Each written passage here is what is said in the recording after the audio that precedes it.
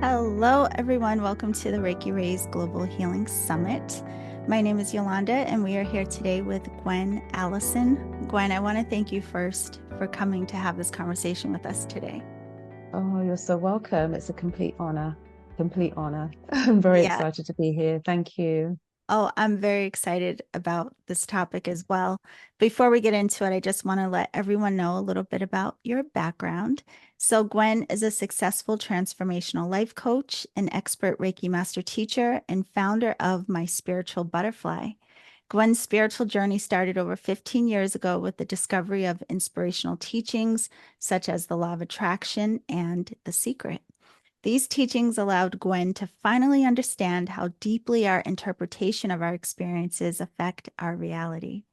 By changing our thoughts, beliefs, emotions, and behaviors, we can transform our future experiences and positively change every area of our lives. After facing life-changing challenges of a painful divorce, loss of a stressful redundancy, Gwen became an advanced life coach in 2008 and a Usui Reiki practitioner in 2015, when she also started her holistic business, all while juggling a busy single mom to a 25-year-old daughter and managing a successful 20-year corporate career in IT management. Gwen currently teaches all levels of both Eastern and Western Reiki. In 2022, she founded the CNHC approved program, Advanced Reiki Professional Practitioner Diploma, which allows Reiki to be practiced in hospitals and other medical environments. That's incredible. Gwen's passion for energy healing, as well as the science of spirituality, has led her to become an accredited meditation teacher, an emotion code certified practitioner, and a Psych K advanced facilitator. Wow, that is incredible. Welcome. Thank you. Thank you. There's a lot there. Thank you for that introduction. Yeah, I mean, really, truly, there's so much to what you have done. And I know that today Mhm. you're going to talk to us about empaths and how we can use Reiki to manage our energy and embrace our Mhm. gifts to better cope with daily life. And this is a huge topic for so many Reiki practitioners. So I want to Mhm. start off by asking you why you believe this particular heightened sensitivity to energy emerges for so many practitioners and empaths. There were a few reasons. One of the obvious ones uh, is basically they're born that way. So inheriting that energy, that sort of sensitivity, perhaps from the mother line, from their mother, grandmother, and then that sensitivity is attuned as they, go about their life and grow up and learn the beliefs of life and the behaviors of life. But most of my students, when they come to learn Reiki, what I found is most of them have become empaths because of childhood trauma. Mm, So they've been through something or a succession of things growing up. And that's meant that they've had to be really, really aware of what's going on around them, of the moods of their caregivers, their parents around them, the emotions, how they're feeling, just so they know if they're feeling safe or not. Am I safe? right. Am I not safe? So this sensitivity is completely sort of fine-tuned, highly tuned, so that they see more, hear more, sense more, feel more, in order to know if it's okay for them to, just relax and be themselves or not. So a lot of the empaths that, as they come my way, have had that in the past. So it's a protection mechanism initially. It's developed from needing to be safe and protect themselves and have this hypervigilance and be on high alert for danger, put it that way. And then a lot of them go on to find, excuse me, that they can't, or they don't feel comfortable in busy places where there's a lot of people around.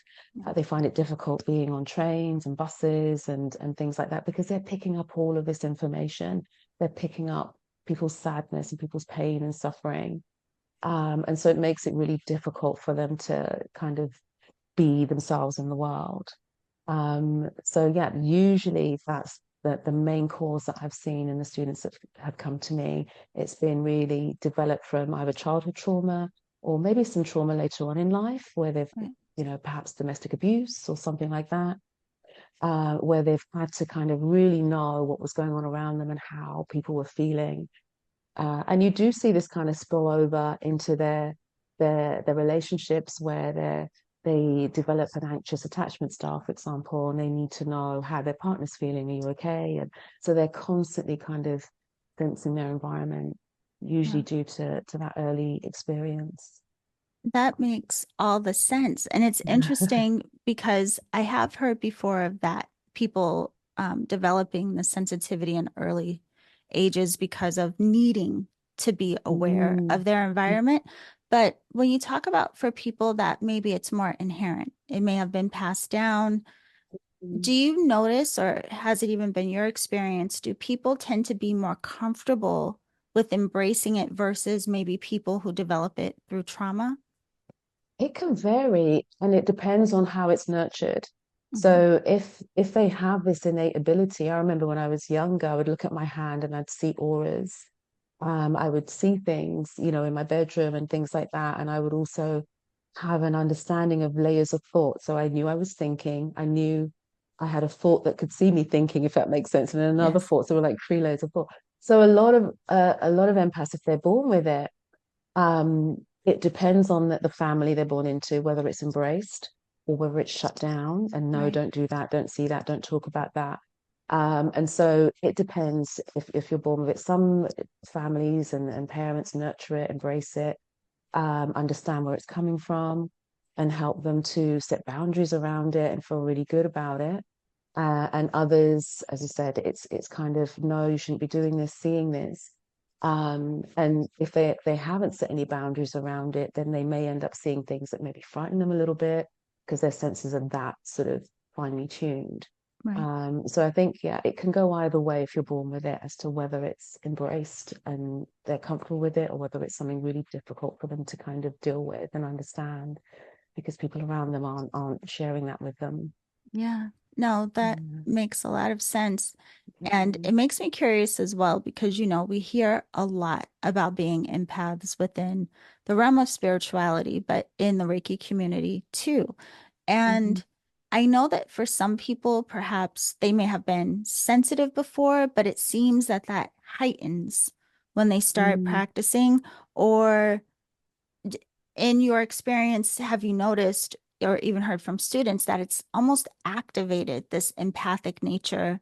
And how do you coach people through that? Like, do Mhm. they Mhm. become afraid? They can do. It is definitely activated. We're dealing with a spiritual modality, Hmm. so it isn't just like having a massage, which even that you're working with energy. Right. It's a spiritual modality, and therefore anything can kind of come up, and we don't always have answers to why something happens, whether it's why am I seeing blue or why is this happening? Why did I see a bird? So for some people, it can open up their third eye. We know that Reiki helps with any, physical, mental, spiritual sort of aspects. So it makes sense that it's going to open up their third eye a little bit. So it is important to put that into the training so people understand that they may be practicing on someone and it isn't practice, it's real whenever we're, Hmm. we're learning Reiki. And that they may see something, speak to the person, they'll be like, oh, yes, that completely resonates. And they're really surprised as to where that's come from. So it is important to prepare them just to be a little bit more open-minded, open-hearted, to understand that we are predominantly spiritual beings.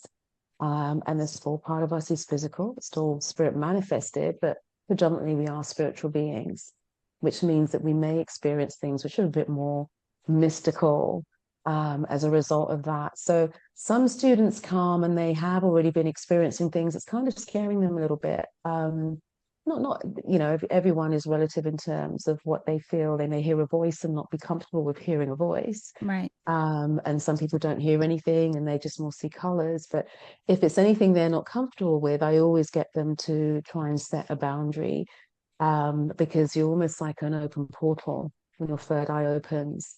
And so, sometimes we can get our guides coming through trying to communicate or say something or, just give us some understanding of what's going on. And so if we set some boundaries around that, I usually give my students a really simple thing to say, that I'm open. to experiencing this or seeing something, but may it come in a peaceful way, in a way that I can accept. So then it's unique to them. You know, our higher selves know what we can tolerate and what we can't tolerate.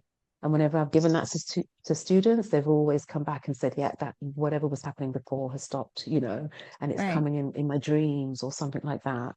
So yeah, it is important to understand that we are dealing with a spiritual modality and set some, you know, just give people some guidance around that, or at least have the door open if that develops later. It's Yeah. really important. Oh, Mm. that's a very helpful mantra and intention, and beautiful because a lot of people do have fear about what they could potentially tune into, or just the Mhm. shock of finally being able to sense and perceive. And I know Yeah. that there are some challenges that people face with this gift, and I want to Hmm. talk to you a little bit about that. But first, I want to ask Hmm. you about the benefits because sometimes when you hear about people being empaths, it always sounds like such a burden. Could you talk about Hmm. some of the benefits of being able to have this sensitivity and how it may even Mm. help in sessions? Yeah, I mean, if they are sensitive to energy, usually because of how it's come about, as I said, if it's come about through childhood trauma, what's actually happening is they're actually connecting. There's no kind of insertion, put it that way. There's not anyone coming in, you know, their energy is just draining them, attacking them, energy vampires, that kind of thing. It's a match. It's a matching frequency that's kind of happening. So your pain and suffering, if you're an empath, is matching someone else's pain and suffering. Mm. And that's why you're kind of feeling that. And so we might talk later about managing that in the session. But in terms of the benefits, is yes, it's a gift. And so rather than using it in a fearful way, in a way that's making you more isolated, more separate, if you raise your vibration, if you do the work you need to do as an empath, which is daily work, we'll talk about that later, then you can get so much benefit from it. You're then connecting to people at a higher frequency. So rather than connecting to their pain and suffering, you're connecting to their love and the truth of who they are.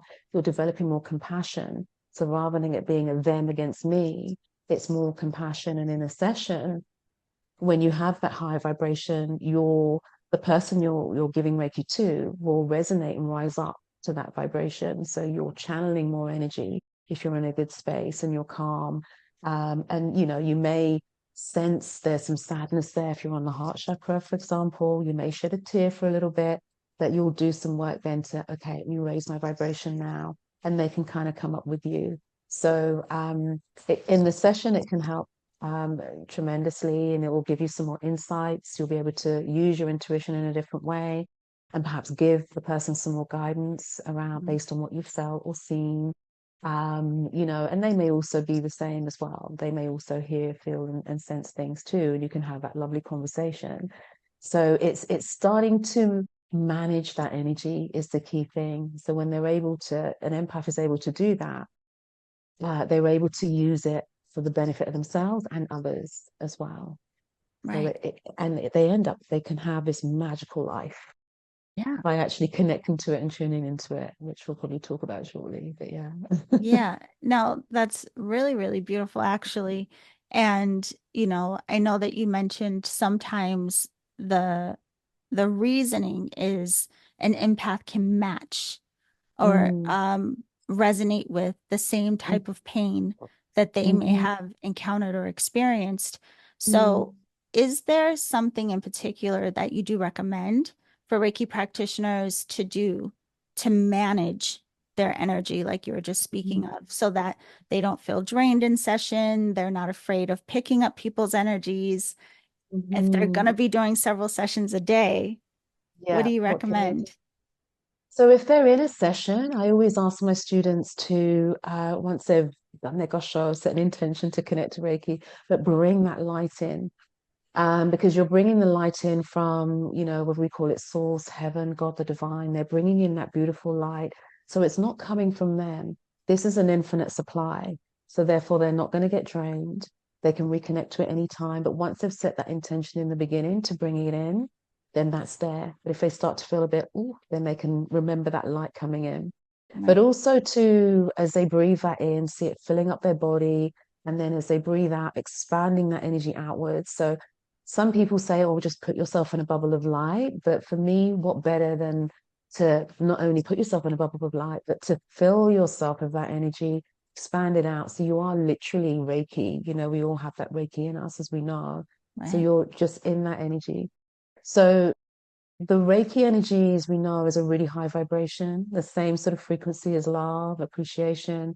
So the other thing they can do if they're noticing they're starting to dip a little bit during a treatment, remembering the light, but also thinking about things that they love, things that they appreciate, Mm. starts to raise their vibration as well. Also the breath, very powerful, breathing into the hara, that kind of lower tandem, just below the navel, two fingers below the navel, and then fueling that sort of inner vitality and a fire.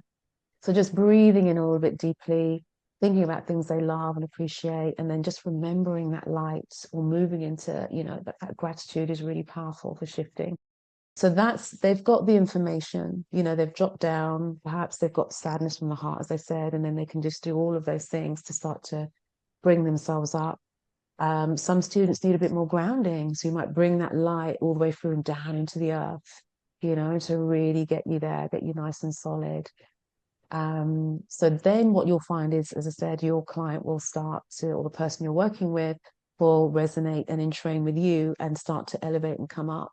And Mhm. you can channel so much more energy as a result of that. So that's one thing in session. I also love inviting in my guardian angels and my guides and asking my students to do the same. I have one student share with me a couple of weeks ago. She said she never used to do that, even though she was taught to do that. She didn't really resonate with that, didn't do it. And she's been seeing clients quite regularly. And then one day she decided to do it. And the difference, she said, was phenomenal in terms of what she could feel, what the client could feel, who'd been a Wow. repeat client as well. They want to help us, we have our Right. guardian angels with us. We need to invite them in if we Yeah. want that help. And it could be angels, or it could be Mikao Usui you invite in. It could be someone that resonates with you. It could be, a loved one that you're close to that's transitioned. You bring them in. They all kind of want to help. So that also keeps the energy quite high in the session as well. Yeah. No, it's beautiful that you mentioned the grounding aspect because I think a lot of us need that reminder, or some Mhm, people just, it's great information to hear for the first time, right? Because mhm, when we do start to sense or again, potentially move into any fear, we get so heady. And then, the mind can run wild. And I think a lot of us often forget, like just pause and breathe and let that mhm. mind come into the hara. So thank you so much for saying that. You're So, welcome. yeah. So Mm, I want to know in that same vein, I guess, not just in sessions, but when we're just dealing with everyday life, right? mhm, Because we're not going to just feel our clients, we're going to feel the mhm, world around us. So, is mhm, there something that we can do kind of quickly to either prepare ourselves or deal with being in mhm. interaction with public spaces, busy places? What do you do then?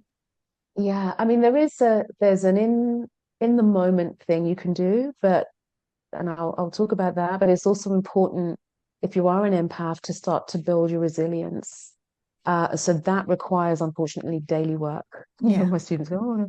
So you have to do your daily meditation, your daily self Reiki, maybe a gratitude list every day. So you have to do things every day. It's nice in the morning, but it can be last thing at night that kind of raise that set point a little bit.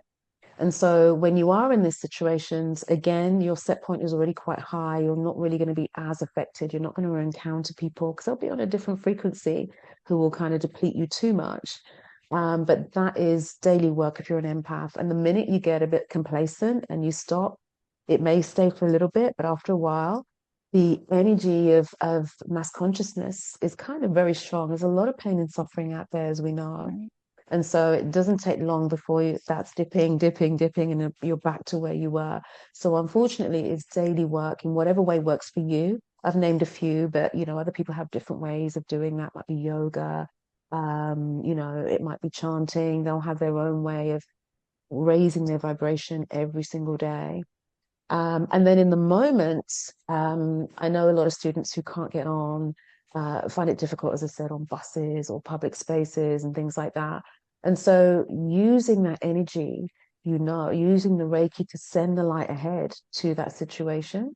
So if you're, say for example, someone's going to work, they can send that light ahead to the workplace if they don't normally kind of like where they work and things like that, for everybody's highest good, because nobody is managing that energy.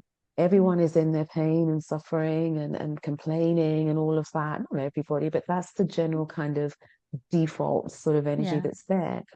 And so if you're an empath, you're going in, you're feeling this, but you're also adding to it because you're a match, you're judging it as well, judging it as wrong. And so we're just all in that soup.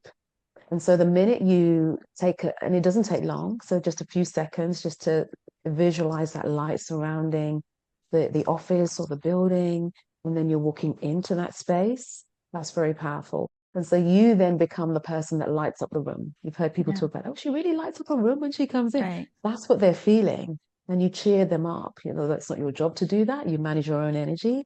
But that's kind of what happens. They resonate with you as opposed to you resonating with them and just joining that. So it's important to do that, whether you're getting, as I said, a bus or a train or, getting in traffic, just use this magical, beautiful energy and send it ahead, send that love.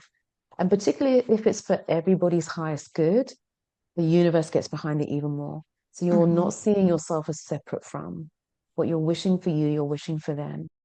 And so it really powerfully gets behind you when you do things like that. Really, really powerful to do rather Well, than it's just joining it. interesting because with everything that you're sharing, I can see obviously how that would be so helpful for people who have these sensitivities. But Mm, really, anyone listening, even if they're like, I'm not an empath, I'm not that sensitive, these would be incredible practices just to help us experience life differently, no matter exactly. what our level of sensitivity may or may not be. So thank Yeah. you for You're all of that. welcome. Yeah. You're Um, welcome. Another thing that comes to mind Mm, is because of sensitivity, it is common that people want to isolate.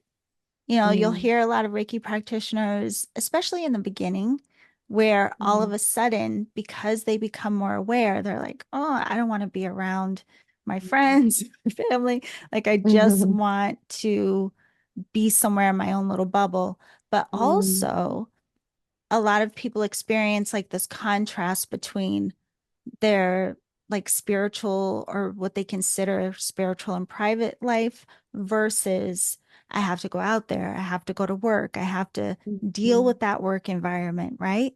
mm, And while we know, of course, our spirituality is all living it in all aspects of our lives, mm, how do you recommend people deal with that mhm, that split? And how do you deal with being in a maybe challenging work environment for the mhm, bulk mhm, of your day mm. without feeling like you need to run away necessarily? Yeah. I mean that I think the first thing to understand is we aren't meant to isolate. Even if you do meditation or anything like that, it isn't that you're meant to be in a cave and isolate yourself. So that really is to teach us to be in the world, Right. to be no matter what's kind of going on, we can just be, we can hold our center. So if you're doing your daily practice, you'll find you can more easily stay in maybe adverse environments a little bit if you need to, or you might get guidance to move away. But with if it's a difficult work environment, kind of like I said, sending that light ahead or seeing, this is kind of a little bit law of attraction-y, I guess, but seeing the positive aspects of people. So seeing Mm, people through the eyes of source, seeing the fact that everybody has Reiki within them and people are only kind of mean to other people. Maybe they haven't had a great start in life and that's why they've become who they are. But right. we all have different aspects of ourselves that we interact with. And so when we seek to see the best in others, we're sending that light ahead. We're having a few moments of compassion about them. Even that is enough to shift the energy of the relationship. But if it's like, say you've got a really awful boss and you're like, oh, they're going to be really annoying, they're going to get on my nerves, they're going to ask me to do these things, and you're surrounding your boss in this energy, and he Right. can't really show up any different with you. That's how powerful we are. And Yeah. so if we see him differently or see her differently, they're able to suddenly be who they want to be with us, be a bit softer. They may still be really awful with someone else, but with us, they're different. The relationship is different. We've heard that a lot, right? And so there's a different aspect, of them that we can then connect to. We're multidimensional beings. We have different aspects of ourselves. And so just looking for that point of compassion is the first thing to kind of do, and using that Reiki, maybe surrounding them in love and light, bit of compassion. But that judgment that we're constantly putting on others, we then become frightened. It's reflected back to us, if that makes sense. So we have to start the change. It starts with us. But there are times, being really honest, where your boss could be your teacher and your destiny is not to be in that job and is to be a full-time Reiki practitioner, but you're not going because you have all these fears. And so things get worse and worse and worse at work, right? And so perhaps they've been placed there in order to maneuver you out. And then you maybe, they do something really, which is the final straw for you. And then you're like, right, I'm going to go. So there can be two sides to it. So one, it can be they're your teacher, one can be a reflection, but it's just approaching things differently, seeing things differently, sending that light ahead, walking into that space. If you have a difficult meeting, again, do the same, send it ahead. You don't have to just do it once. Anything coming up which is going to be difficult for you or you might think is going to be challenging, send the Reiki light and love ahead for everybody's highest good. There's got to be a win-win. There's always a win-win. Yeah. Somebody doesn't have to lose for someone else to win. So if you go with that perspective and play with it a little bit, yeah, you soon start to see things kind of shift. And it isn't that you'll never ever get a challenge again. Things do come up, but where you've been doing your daily work, you'll find you don't stay down as long. Hmm. You know what it's like to be up there. You don't one, it doesn't feel good to be down, and you don't sort of stay there as long. You know you've got the work to do, whether it's sitting with what's coming up with you, giving that part of you some Reiki, seeing the message inside it, intending that within your Reiki session, your self Reiki. I was really angry with that person yesterday. What's going on? What's behind it? We can use Reiki to kind of bring those things up as well. Right. So we get a new insight and a new way to kind of approach those people. So yeah, Yeah. and it may be you still want to honor. We think about the Reiki principles just for today. Do not be angry, but we may want to honor that anger. But we've just taken the charge away, so we can talk and we can be heard. So we can bring Reiki in so many different ways. Yeah, it's interesting because so much of what you're saying, of course, points to our mindset. Mm. And when you're saying this about work and sending the light ahead and everything, it comes to mind for me the grocery store when I don't You go there, do shop not online. enjoy. No. And I literally do have to I will amp it up now to Hmm. include the practice you said of sending light ahead. But what I do now is I do have to get my mind right, so to speak. I have to tell Yeah. myself like not to have this expectation that it's going to be XYZ, and like Hmm. making sure that I am aware of how I am feeling and the position I'm holding really for anywhere I go, because I am Mm. very I am not that social. But yeah, I mean, it's great hearing all of these tools from you. And Mm. you also remind me of a boss that I had. She was very serious, very rigid, very Hmm. no nonsense. And it Hmm. was triggering for a lot of people. But I appreciated it about her, but it also made me so curious because, to your point, I knew that there was a potential that at home she had a totally different mask. And there was this Yes. whole other aspect to her. And I think that's a great reminder to keep in mind for all of us. We Mm. never Mm. know which layer or Yeah. mask or Hmm. what emotion someone is sitting in. And we Hmm. can't give this blanketed judgment Mm. based on what we're sensing in the moment. So that's really, really a Hmm. good one. Thank you. It's important. And Yeah. even going back, sorry to interrupt, when you were talking about the grocery store, a couple of days ago, I went into London. I live on the outskirts of London. Covent Garden, anyone from London knows, to meet a friend of mine for lunch. And I work primarily from home. And so similar, a lot of people coming to me and they were bumping into me, and I was starting to feel my energy levels going because it's like all these people.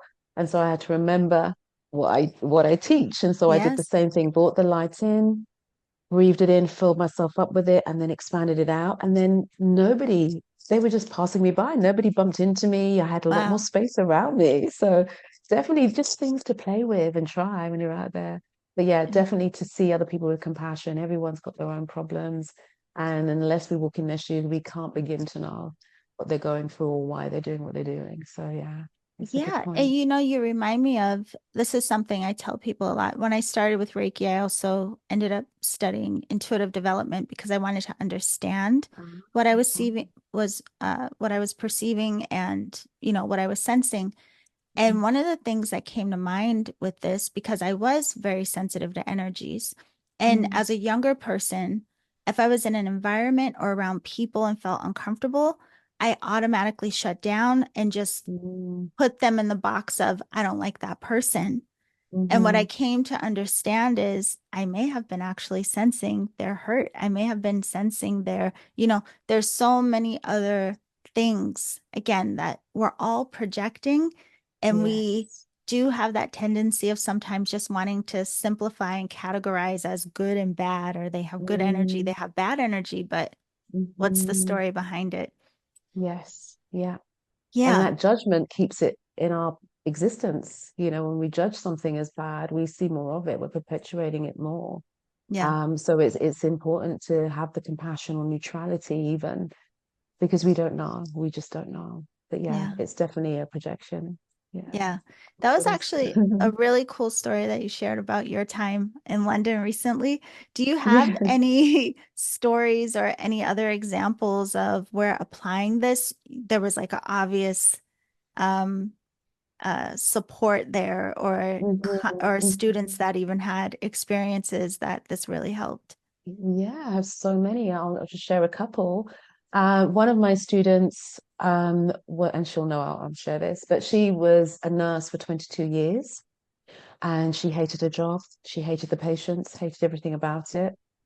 And then she came to learn Reiki 1 with me, and we kind of talked about this when we kind of go for the principles. It's a nice way to show the students how they can apply it in their lives. And so, talking about the empath piece and sending the light ahead. So, she did that with the hospital she worked in. She sent light to the hospital, light and love. And then a couple of weeks later, I got an email from her saying it's just completely changed everything for her. Wow. So she didn't love it, but she certainly didn't hate it. She was kind of more content there. She wasn't eager to kind of rush away and leave. Her partner at the time even was commenting, what's changed? What's happened to you? Because Yeah. she'd softened so much and she was starting to enjoy it there. And then in the end, what happened is after she did her Reiki 2, she was offered a job to do Reiki in a sort of wellness / medical center Wow. that could use all of her skills, which was wonderful. She ended up leaving, but in a really peaceful, beautiful way. So it completely transformed that environment for her just in a few weeks. And there were so many things like that. There's another student I can think of who was in a job in an AR company, and she had a boss who wasn't really very pleasant, so she didn't really enjoy her job. And she applied for another job, which she said on paper, Gwen, I should have got that job. Yeah. Everything, I ticked all the boxes. She had the interview. She didn't get the job. She was devastated. So we did this. We obviously talked about this and the compassion and sending light ahead to everybody there. She started to see her boss with a bit more compassion, sent the light ahead. And then she came for the Reiki 2. And she said that she's still in the same job, but she was enjoying her job a lot more, getting up every day, going to the job, not feeling the same anxiety she used to feel. And then she got a phone call from the company the job she interviewed for person for some reason wasn't able to take the place. The job had come up and they'd like her to interview, and she got that job. Wow. So it was always for her. So it feels like such a small, simple thing. Yeah, just send Yeah. light and love. But it's so powerful because that's where our power is. We're all pure love, but Right. we just are trained out of using that or believing that the power is with someone else, giving us permission to do something. And if we just focus in that way with that energy, So many things change for us and transform for us. It's You know what, incredible. Gwen? Yeah, I have to say, so much of what you're saying, it brings to mind as well. A lot of times we want to shift and change everything outside of us. Like, we wish Mm, the people in our lives would change or, you mm, know, the environments would change, whatever. But everything you're saying is coming back to creating the shift in ourselves. It's like yes. changing your mind changes your Hmm. experience. And then the byproduct of that is that then your energy and your shift in how you're being, seeing, radiating, all of that will naturally have an effect on everyone and everything around you. But I think Hmm. really for all of us to not miss what you're saying, to make sure that the change is focused on ourselves first and Hmm. foremost. So Hmm. that kind of leads me into the next question for you with how using Reiki and practices within the system can help us with people who may trigger us in our daily lives, the people we're interacting with all the time, Hmm. Hmm. even possibly living with, there's no escape from. Mm, mm. Yeah. I mean, kind of going back to what you said, when we kind of make that internal change, Mhm. because everything is a reflection of what's going on inside Right. reality, and that's a good thing because it means we have that power. Mhm. And so the person doesn't have to change, they don't have to apologize, they don't have to write a letter to you. You just have to do that work. Mhm. And it may mean maybe you don't want that person back in your life, and that's absolutely fine. But Yeah. if there's still a connection there, a charge there, where you're still holding on to something that's happened in the past, blaming them, you're bringing that up all the time in your mind, it's coming through in all your conversations, all your dialogue. Again, you're keeping that person there in your energy. Yeah. It's like, it's a tie to them. And as I said, they're surrounded to that energy. So when you see them with that compassion or send that Reiki to them, that love and light, that is dissolving that energy. Energy never dies. So what's happening then is you can siphon that back for yourself, for your own self-love. It's As I said, it means that they can show up differently, but it doesn't necessarily mean they'll come back in your life. You're just no longer occupying your mind with them and how they're triggering you. Right. But triggers are interesting because there's always learning from that. Why is this person triggering me? What is it about this? They do this, but do I do that? Sometimes we're triggered by things we do ourselves, and we have to be Right. really honest. I do it with Yeah. my daughter. But it is important just to see them with that compassion. Whether it's through using Reiki just to send them love and light. It's not a Reiki treatment. You're not necessarily needing permission for that. It's just seeing them as source intended, as that love, and seeing them happy and smiling and just wishing them well. But the longer we hold on to it, the longer we complain, and other people join us. And in that complaining, we build this bigger and bigger energy around them, and it just doesn't Yeah. shift. So when we decide we're not going to do that anymore, we start to check that resonates out of us. You will be tested. The universe will want to check that you've changed. So perhaps something might come up. You're like, oh, I was doing really well, and then this person came. So you'll get that test to see, well, have you really changed internally? And that's brilliant. So we get that feedback when Mhm. we're challenged by these people again. But as I said, it could also mean that that person is triggering us, that we need to perhaps stand up for our inner child. We need to show ourselves that we value ourselves, some self-worth, and we haven't done that in the past. So that could be the lesson in that triggering, if that makes sense, Yes. which then makes us move away, walk away. When we do move away and walk away, we need to ensure we're not bringing all of that energy with us, that we're kind of letting go, which sets them free, it sets us free, more importantly. Right. So yeah. It's interesting, because you bring up how attached we become to Mm, our stories and so attached to our feelings of, wanting to either prove something or sometimes just to be right or whatever it may mhm, be, just like that we're so attached. And you said a really important word, I think. You said once we decide, just make mm, the choice. And it sounds so simple, but it's interesting how much resistance we can have around that simple act. You can decide not to cling to the you can stories and the choose. ideas. You can choose. Hmm. Yeah. Hmm. And Hmm. yeah, so glad you say that too.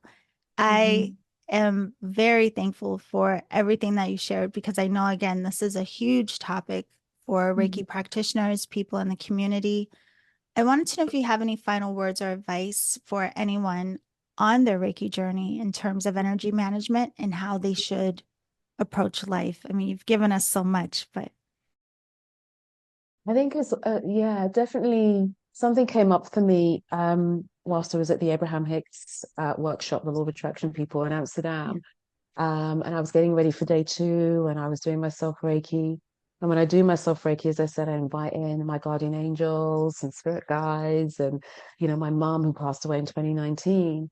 And I had an instant image, it kind of speaks to what you asked before, but I had an instant image of my father, who was very violent growing up with all of us, my mom, my brother, myself. And um, I saw my father feeling really sorrowful, really sad, and felt that compassion for him because I wasn't inviting him in. And then he literally, what I heard was, I was just doing what was agreed, what we agreed.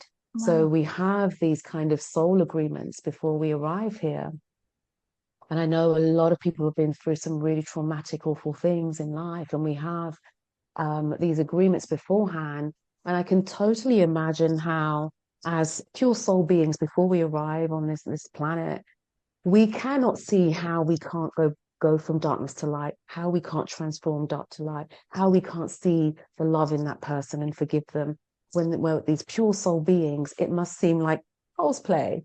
And so we probably set ourselves the most difficult, the hardest kind of task when we come down here, thinking there's no way I won't be able to come back to love on right. this. But of course, we come back. Our parents are simply a portal for which we come into this world. And we come back. These are just my beliefs anyway, and what's coming through for me whenever I meditate and do Reiki. But of course, we come through and we forget. We Yeah, forget there was this agreement with our soul family about how we would be when we're here. And so going back to what you said, that we have a choice. We have experienced what we've experienced, and in some cases it can be truly awful. But then there come, and we've gone through a lot of stuff and a lot of therapy and all these things, but there comes a point where we have to choose, are we going to continue to carry this big heavy bag with us everywhere and this story everywhere about why we can't do anything because this happened in the past and I can't do that? Or are we just going to put it down and just move towards what we want? yeah, So I think as an empath, there is initially a lot of pain and suffering there. But if we understand that, everybody is a light being, everybody has light within them, and focus on that in ourselves and others. Everything in Reiki, as we know, is very much influenced by Buddhism. So it all starts with self. So having that self-forgiveness, that self-compassion, doing your daily work, your daily Reiki, you'll understand so much more about yourself, and you'll have that space to work things through and process things and get a new understanding. And then that ripples out of you and that affects your family and your friends and everybody around you. yeah. So yeah, anyone out there, any empaths, I would definitely say commit to a daily practice of Reiki, even if it's 5 minutes. It doesn't have to be half an hour. Even 5 minutes of connecting to that energy every day. Don't just leave it to when you're doing a session, Right. because it will completely open up your world. And just more and more and more. There's no end to how beautiful it can get. Wow. It's limitless. It's just wonderful. Wow. You paint such a Yeah. beautiful picture, Gwen. I have to say again, like you really, I love what you shared because it speaks to so many of us, but it's very practical. But you can Mhm. see how powerful it is to be mindfully engaged in how we are managing ourselves. I mean, like that is Mm. just such a big, big part of what you shared today. And I Yes, thank you yes, for sharing 100%. this. And I want to let everyone know that you do have a beautiful free offer for all of us here in the community. We can I get your do. free high vibe playbook, 7 ways to raise your vibration in just 7 days, which goes great with what you just shared with us. Could you tell us a Yes. little bit more about that? Yeah, it will give you, when you sign up to that, you'll get an email every day, which has some guidance from me. Each day is a different topic or a different tool, you could say, that you could implement, and some guidance on how to do that.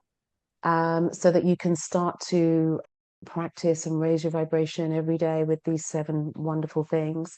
And just repeating that daily, kind of rinse and repeating, or taking kind of what works for you. You don't have to do all 7, but it should kind of just start to kind of release some of those kind of blocks and barriers and open up your mind a little bit to your own potential. And even at the end of that journey, there's an offering for my Mindset Mastery program, which is just a 6-week Oh, program, heavily discounted, which will, with me coaching you through just mastering your mindset a little bit more, looking at your self-talk, your limiting beliefs, the science behind it. So you can really understand, if you're more left-brained, you can really understand why this works, explain it to other people, all of that, share it with other people. And then that ends with a really lovely meditation as well that you can kind of do. So it's all about just getting us to just start using these things. As people say, it's not enough to know. We have to actually start doing and implementing, right. rather than sort of hitting the same sort of buffer all the time. So it Yeah. allows people just to just take their time and take one sort of tool a day and practice that a little bit and see the effects of the day, and then add the next one and build on it. Yeah, it's So I hope they interesting enjoy because it. we always want to know what's true, and it's like you won't Hmm. really know unless you apply and have that direct experience. So, Hmm. thank you so much for that. And thank you for everything you shared with us today, Gwen. It was a pleasure meeting you, and we hope Oh, to you're see so you again welcome. very soon. Thank you so much. It's an absolute pleasure. Really enjoyed the conversation with you, Yolanda. Such a beautiful soul as well. Thank you. But yeah, thank you so much for this opportunity. It's been wonderful. Thank Yes, you. thank you. And thank you, everyone, for joining us. Thank you. Thanks, everybody.